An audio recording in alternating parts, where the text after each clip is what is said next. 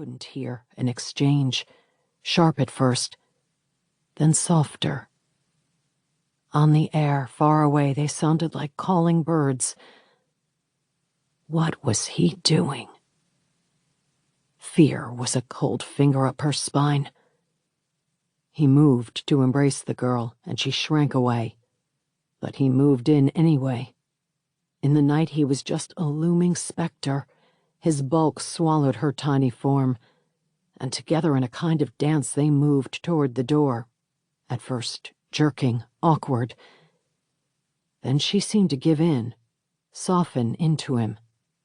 She let them both inside. And then the street was silent again. She stood frozen, unsure of what she'd seen.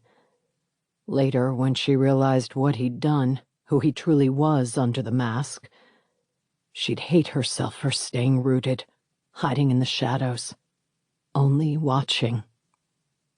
She'd tell herself that she didn't know then. She didn't know that beneath the mask, he was a monster. 1. Selena. Selena loved the liminal spaces, those precious slivers of time between the roles she played in her life. She missed the 5:40 train because her client meeting ran long, knowing before she even left the conference room table that there was no way she would be home in time for dinner with her husband Graham and their 2 maniac boys, Stephen and Oliver. The wild hours afterward, showers, pajamas, random horseplay, vicious but brief sibling battles, television maybe if either of them could sit still a minute, that concluded in story time, would have to unfold without her. Selena didn't often work late. She made a point to be home on time. Chaotic as their evenings often were, that was the best part of her day. But when she did miss the train that night, she didn't even bother trying to get to the station. It created a space that hadn't been there before. Just a little over 2 hours between the 5:40, which she normally took, and the 7:45, which she intended to catch after finishing up a few things at the office. In that gap, she could feel herself expand. She wasn't working. She wasn't mothering. She just was. She could think. And, truth be told, Selena did have some things she needed to think about. These things were a white noise in the back of her mind. She slipped out of the cab she'd taken back to the office into the cool autumn evening. The noise of the city washed over her, the manic rush of people on their way home after a long day.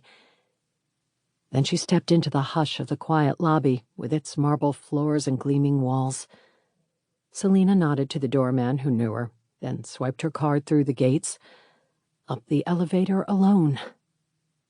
Here, her heart started thumping, mouth going dry. Her bag was too heavy, the tote pulling down on her tight shoulder muscles. She hadn't missed the train on purpose. She really hadn't wanted to cut the client off as he went on and on.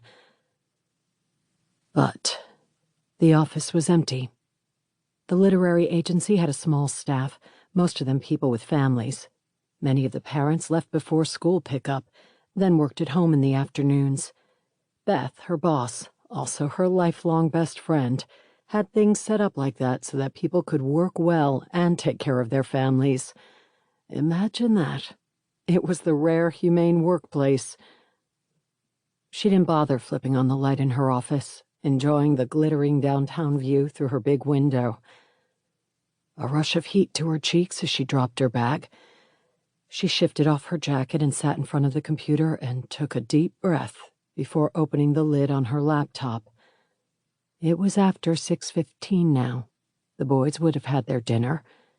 If Selena knew their nanny, Geneva, and the efficiency with which she ran the show, Oliver and Stephen would also be showered and in jammies. She probably had them settled in front of the television already. Selena leaned back in her ergonomic chair, felt its pleasant tilt. She hadn't hidden the camera precisely. Geneva had been made aware of cameras in the home, one upstairs, one down. Selena had simply moved the one from the boys' bedroom and told neither Graham nor Geneva.